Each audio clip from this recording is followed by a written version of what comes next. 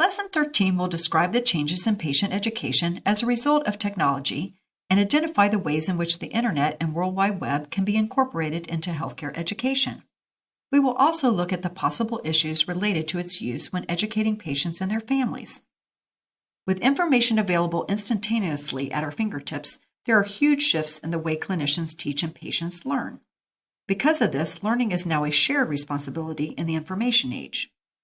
Technology impacts healthcare education by linking people around the world to one another and clinicians to other healthcare professionals and providing a variety of web-based information. Healthcare education and informatic professionals are working together to develop practice guidelines to safeguard healthcare consumers who use the web for educational information and services. The Internet Healthcare Coalition established an e-health code of ethics in 1997 to ensure confident and informed use of health-related information on the web. It is based on the principles of candor, honesty, quality, informed consent, privacy, professionalism, responsible partnering, and accountability. The American Medical Informatics Association was established as a professional organization to study healthcare consumers and defines consumer informatics as a field devoted to informatics from multiple consumer or patient views, including patient-focused informatics, health literacy, and consumer education. It models and integrates consumer preferences into medical information systems. Knowledge of the web is critical for clinicians that work with and educate patients because most patients have already accessed the web about their problem before they see a healthcare provider, and the web can disperse health information to a wide audience. Pew Research found that 60% of Americans have used the web to decide whether to seek healthcare, to make treatment decisions, identify questions to be answered by the healthcare provider, and to make decisions on second opinions.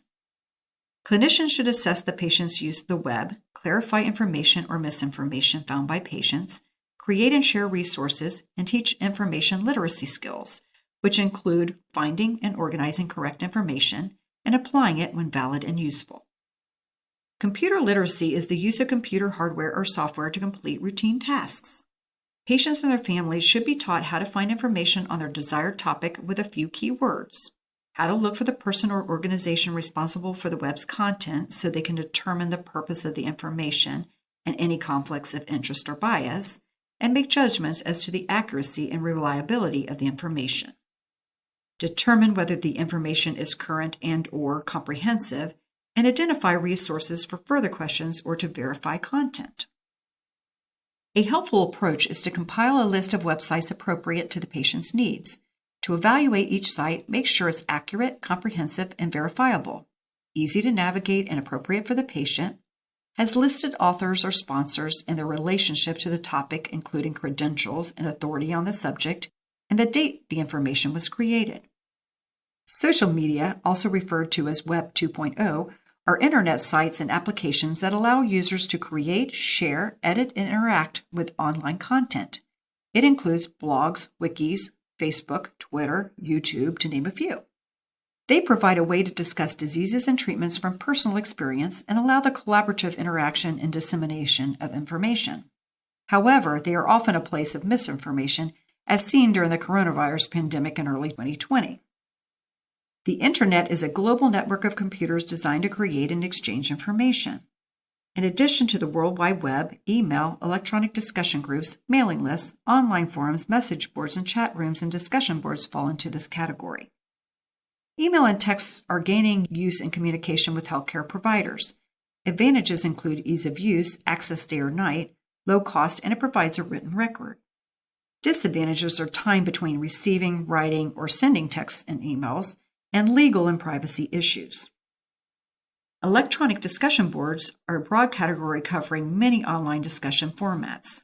The advantages are information exchange and support, networking opportunities, and low cost, ease of use, and anonymity. Disadvantages are its potential for false information and email overload.